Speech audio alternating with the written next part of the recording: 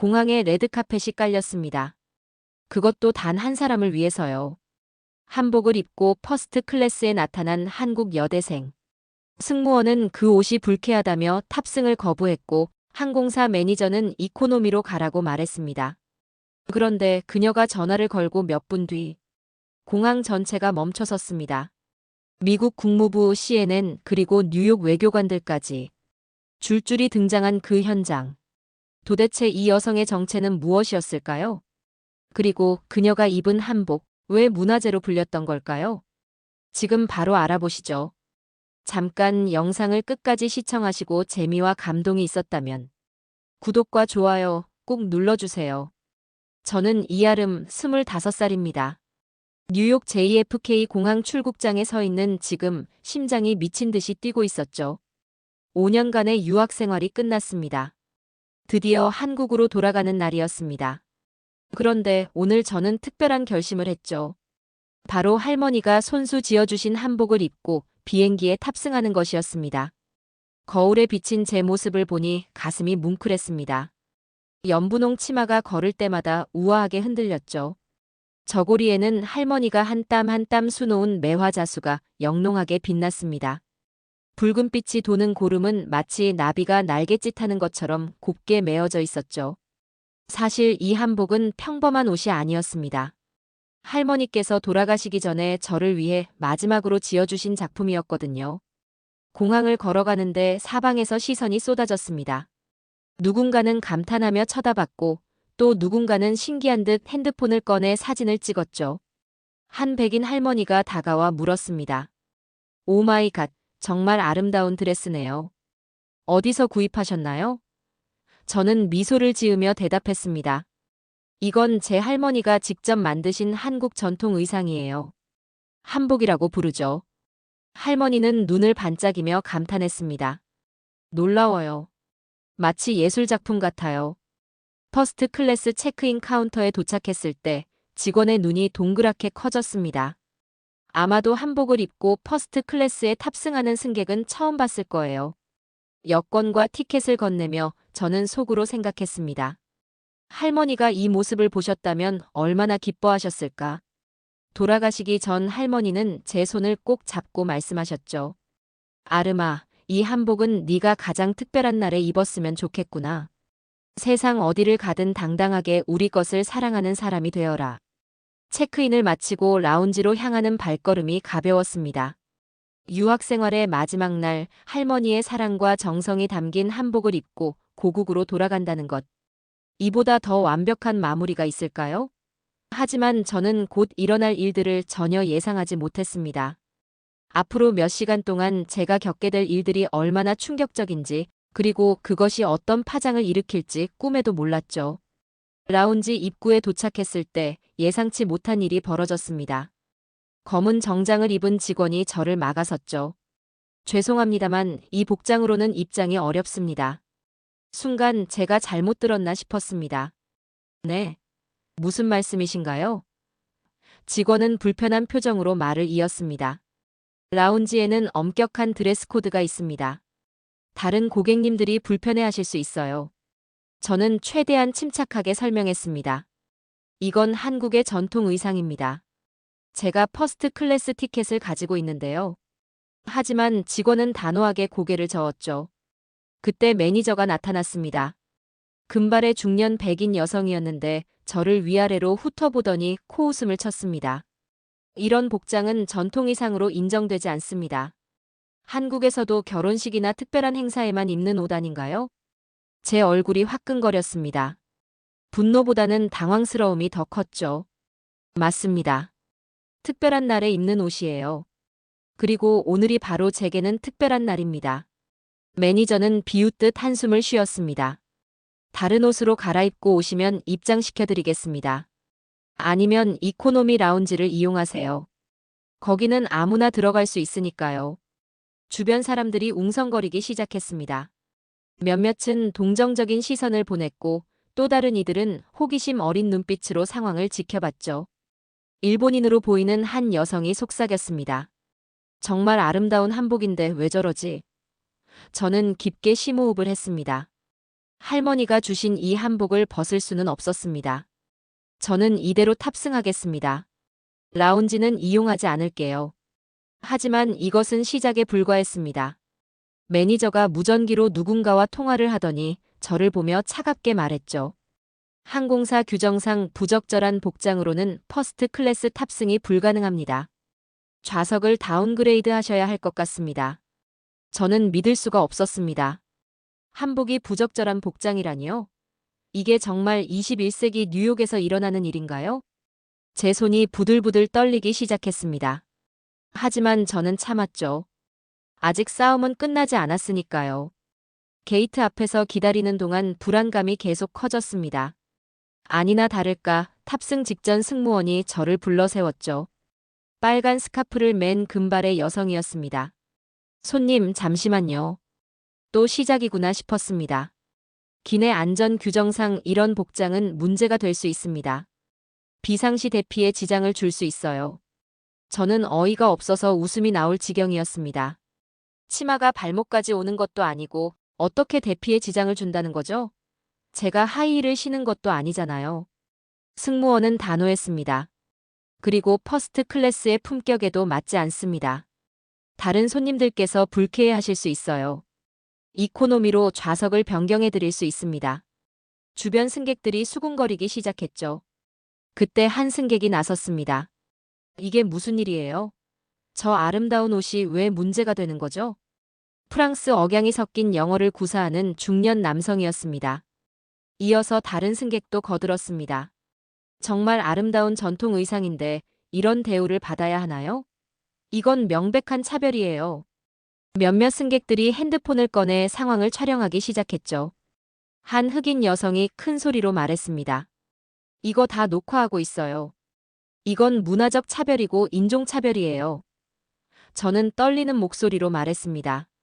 이 옷은 제 할머니가 직접 지어주신 마지막 선물입니다. 저희 가족에게는 매우 소중한 유산이에요. 제가 대체 무슨 잘못을 했나요? 한복을 입은 게 죄인가요? 승무원은 난처한 표정을 지었지만 입장을 바꾸지 않았습니다. 규정은 규정입니다. 협조해주세요. 분위기가 점점 험악해졌습니다. 더 많은 승객들이 저를 지지하기 시작했죠. 누군가는 부끄러운 줄 알아라고 외쳤고 또 누군가는 21세기에 이런 일이 일어나다니라고 비판했습니다. 저는 그 순간 결심했습니다. 더 이상 참을 수 없었죠. 가방에서 핸드폰을 꺼내 한 번호를 눌렀습니다. 안녕하세요. 뉴욕 한국총영사관이죠? 저는 윤하복 선생님의 손녀 이아름입니다. 지금 JFK 공항에서 한복 때문에 탑승을 거부당하고 있습니다. 전화를 끊고 나서 저는 조용히 덧붙였습니다. 곧 상황이 바뀔 겁니다. 전화를 끊자마자 승무원이 다시 다가왔습니다. 손님, 빨리 결정하셔야 합니다. 이코노미로 가시겠습니까? 아니면 다음 비행기를 이용하시겠습니까? 저는 단호하게 고개를 저었죠. 아니요. 저는 제가 구매한 퍼스트 클래스 좌석에 앉을 겁니다. 한복을 입은 것이 범죄가 아닌 이상 저를 막을 권리는 없습니다. 승무원은 짜증스러운 표정으로 무전기를 들었습니다. 아마도 기장에게 보고하려는 것 같았죠. 그런데 그 순간 놀라운 일이 벌어졌습니다. 공항 곳곳에서 무전기 소리가 요란하게 울리기 시작한 거예요. 처음에는 우연인 줄 알았습니다. 하지만 공항 직원들의 표정이 급격히 변하는 걸 보고 아니라는 걸 알았죠. 정장을 입은 사람들이 어디선가 우르르 나타났습니다. 그들은 거의 뛰다시피 하며 제가 있는 곳으로 향했죠. 게이트 매니저가 헐레벌떡 뛰어왔습니다. 이마에 땀이 송글송글 맺혀 있었고 넥타이는 비뚤어져 있었죠. 승무원과 급하게 뭔가 대화를 나누더니 제게 다가왔습니다. 이아름 고객님 맞으십니까? 네, 맞습니다만. 제가 대답하자 매니저의 얼굴이 하얗게 질렸습니다. 혹시 지금 입고 계신 한복이 설마. 말을 더듬는 매니저를 보며 저는 차분하게 대답했습니다. 네, 맞습니다. 윤하복 선생님의 작품이에요. 1986년 메트로폴리탄 박물관에 전시됐던 디자인을 바탕으로 만들어진 것이죠. 주변이 순식간에 조용해졌습니다. 마치 시간이 멈춘 것 같았죠. 메트로폴리탄? 그 유명한 전시회 말인가요? 누군가 속삭였습니다. 저는 덧붙였습니다. 할머니께서는 한국 최초의 여성 한복 디자이너 중 한 분이셨습니다. 이 한복은 할머니가 저를 위해 직접 지어주신 마지막 작품이에요. 항공사 관계자들이 때로 몰려왔습니다. 그들의 표정은 당황과 두려움으로 가득했죠. 한 직원이 태블릿을 들고 와서 뭔가를 미친 듯이 검색하더니 화면을 보여주며 동료들과 급하게 대화를 나눴습니다. 맞습니다. 윤하복 선생님의 손녀분이 맞습니다. 이건 정말 큰일이에요. 이제야 상황의 심각성을 깨달은 것 같았죠. 공항 회의실에 긴급히 소집된 항공사 임원들의 표정은 사색이 되어 있었습니다. 한 임원이 태블릿을 들고 떨리는 목소리로 설명했죠. 1986년 대한민국 문화의 해 행사로 메트로폴리탄 박물관에서 열린 한국 전통 복식 전시회.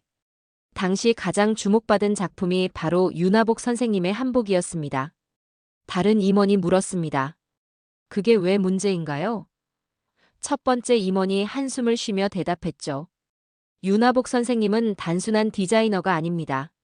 한국 정부가 지정한 무형문화재였고 그분의 작품은 예술품으로 분류됩니다. 미국 정부도 그분을 문화교류대사로 인정했었죠. 회의실이 술렁거렸습니다. 그럼 지금 우리가... 네, 맞습니다. 우리가 살아있는 문화유산을 모욕한 겁니다. 한 임원이 머리를 감싸 쥐었습니다. 이미 한국 총영사관에서 연락이 왔습니다. 외교 문제로 비화될 수 있다고 하더군요. 그때 누군가가 핸드폰을 들고 뛰어들어왔습니다. 큰일 났습니다. SNS에서 난리예요. 화면을 보니 제가 공항에서 받은 대우를 촬영한 영상이 엄청난 속도로 퍼지고 있었죠. 댓글은 폭발적이었습니다. 인종차별이다, 문화적 무지의 극치, 항공사 불매운동하자 등등. 상황은 걷잡을 수 없이 커졌습니다. 한 임원이 보고했죠. 뉴욕타임스에서 취재 요청이 왔습니다. CNN도 마찬가지고요. 항공사 CEO가 직접 나섰습니다. 당장 이아름 씨를 찾아서 사과하세요. 무슨 수를 써서라도 이 사태를 수습해야 합니다. 저는 그 순간 게이트 대기실에 앉아 있었습니다. 주변 승객들이 저를 격려하고 있었죠. 한 할머니가 다가와 제 손을 잡았습니다. 당신이 자랑스러워요. 자신의 문화를 지키는 모습이 정말 아름답습니다. 저는 그 말에 눈물이 날 뻔했습니다. 할머니가 하늘에서 지켜보고 계실 거라 생각하니 마음이 따뜻해졌죠. 항공사 이사가 거의 뛰다시피 하며 제게 다가왔습니다. 숨이 턱까지 차올라 있었죠. 이아름 고객님, 정말 죄송합니다. 저희 직원들이 큰 실수를 했습니다. 뒤이어 라운지 매니저와 승무원들이 줄지어 나타났습니다. 모두 고개를 숙였죠. 이건 단순한 실수가 아니라 문화에 대한 무지였습니다. 깊이 사과드립니다. 이사의 목소리는 떨리고 있었습니다. 저는 조용히 물었죠. 그럼 이제 한복을 입고 탑승해도 되는 건가요? 이사는 급하게 고개를 끄덕였습니다. 당연합니다. 오히려 저희가 영광입니다. 주변 승객들이 박수를 치기 시작했습니다. 누군가는 휘파람을 불었고 또 누군가는 잘했어요. 라고 외쳤죠. 그런데 상황은 거기서 끝나지 않았습니다. 이사가 조심스럽게 말을 이었습니다. 혹시 가능하시다면 저희 직원들에게 한복에 대해 설명해 주실 수 있으신가요? 다시는 이런 일이 없도록 교육하고 싶습니다. 저는 잠시 생각했습니다. 할머니라면 어떻게 하셨을까요? 분명 웃으시며 기꺼이 가르쳐 주셨을 겁니다. 좋아요. 한복은 단순한 옷이 아닙니다. 우리의 역사와 문화 그리고 철학이 담겨 있죠. 저는 천천히 설명하기 시작했습니다. 이 치마의 선은 한국의 산과 들을 닮았고 저 꼬리의 곡선은 한국인의 정서를 담고 있습니다. 색깔 하나하나에도 의미가 있죠. 연분홍은 봄의 시작을, 흰색은 순수함을 상징합니다. 직원들은 진지하게 경청했습니다. 어떤 이는 메모까지 했죠. 그때 한 승무원이 울먹이며 말했습니다. 정말 죄송합니다. 제가 너무 무지했어요.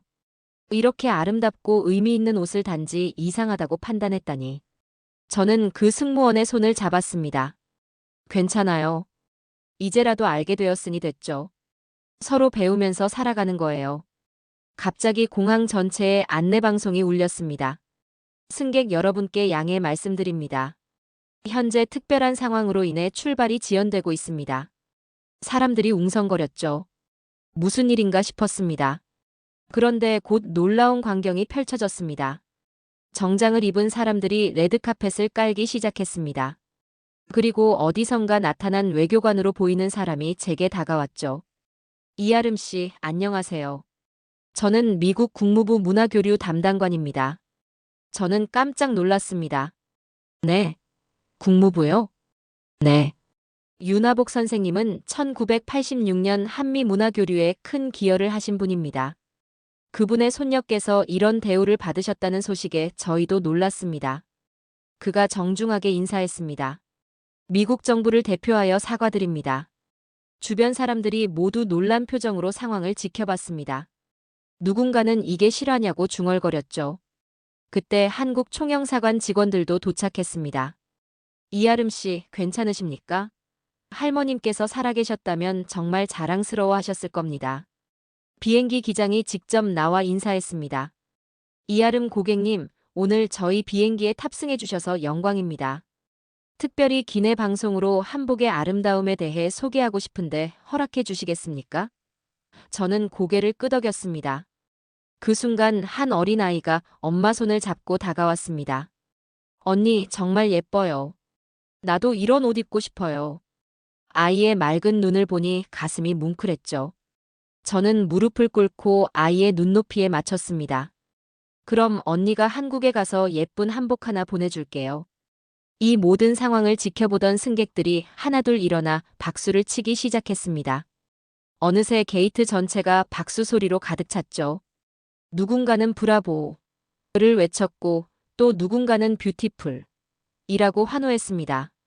저는 그 순간 할머니의 목소리가 들리는 것 같았습니다. 잘했다, 우리 아름아. 드디어 비행기에 탑승했습니다. 퍼스트 클래스 좌석에 앉자 승무원들이 다가와 다시 한번 사과했죠. 정말 죄송합니다. 그리고 감사합니다. 오늘 큰 가르침을 주셨어요. 저는 미소를 지었습니다. 우리 모두 배우는 거예요. 기내 방송이 시작됐습니다. 승객 여러분, 오늘 저희 비행기에는 특별한 손님이 계십니다. 한국의 아름다운 전통 의상 한복을 입고 계신 분이 계시는데요. 기장의 목소리가 기내에 울려 퍼졌죠. 승객들이 모두 저를 바라봤습니다. 부끄러웠지만 당당했습니다. 비행기가 이륙하고 얼마 지나지 않아 한 승객이 다가왔습니다. 실례합니다만 사진 한 장 찍어도 될까요? 제 딸이 한국 문화에 관심이 많거든요. 저는 기꺼이 응했죠. 이어서 더 많은 사람들이 다가왔습니다. 한복에 대해 묻고 한국 문화에 대해 궁금해했습니다. 창밖으로 뉴욕의 야경이 멀어져 갔습니다. 저는 조용히 눈을 감았죠. 할머니의 손길이 느껴지는 것 같았습니다. 할머니, 저 잘했죠? 이 한복은 정말 특별했어요. 단순한 옷이 아니라 우리의 자부심이었어요. 이 사건은 순식간에 전 세계로 퍼져나갔습니다. 주요 언론들이 대서특필했고 SNS에서는 한복 입기 운동이 시작됐죠. 한국 전통 문화에 대한 관심이 폭발적으로 늘어났습니다. 많은 사람들이 문화는 차별의 대상이 아니다라는 메시지를 공유했습니다. 며칠 후 항공사는 공식적으로 모든 직원들에게 세계 각국의 전통 의상에 대한 교육을 의무화했습니다. 그리고 한복을 테마로 한 특별 비행편도 만들었죠. 저는 그 첫 번째 비행의 명예 승객으로 초대받았습니다. 할머니의 한복이 세상을 바꾼 거예요. 문화의 힘은 이렇게 강력합니다. 우리가 우리 것을 사랑하고 당당하게 보여줄 때 세상은 그 가치를 인정하게 됩니다. 이 이야기를 들으신 여러분 어떠셨나요? 한 벌의 한복이 일으킨 작은 파장이 얼마나 큰 변화를 만들어냈는지 보셨죠? 이아름 씨의 용기 있는 행동은 단순히 개인의 권리를 지킨 것이 아니었습니다. 그것은 우리 모두의 문화적 자존심을 지킨 것이었죠. 오늘날 우리는 글로벌 시대를 살아갑니다. 하지만 그렇다고 해서 우리의 정체성을 잃어서는 안 됩니다. 오히려 우리 것을 더욱 사랑하고 당당하게 세계에 알려야 합니다. 윤하복 선생님 같은 분들이 평생을 바쳐 지켜온 우리 문화. 그것은 단순한 과거의 유산이 아닙니다. 현재를 살아가는 우리의 자부심이고 미래로 이어질 소중한 자산입니다. 여러분도 각자의 자리에서 우리 문화를 사랑하고 알리는 작은 실천을 해보시면 어떨까요? 그것이 한복을 입는 것이든, 한식을 즐기는 것이든, 한글을 아름답게 쓰는 것이든 말입니다. 문화는 살아있는 생명체와 같습니다. 우리가 사랑하고 가꿀 때 더욱 아름답게 꽃 피우죠. 이아름 씨가 보여준 것처럼 때로는 그 사랑을 지키기 위해 용기가 필요할 수도 있습니다. 하지만 그 용기가 모여 세상을 바꿀 수 있다는 것을 오늘 이 이야기가 증명했습니다. 우리 모두가 우리 문화의 홍보대사입니다. 자랑스럽게, 당당하게, 그리고 아름답게 우리 것을 세계에 보여줍시다. 오늘의 사연은 어떠셨나요? 재미와 감동이 있었다면 구독과 좋아요 부탁드립니다. 감사합니다.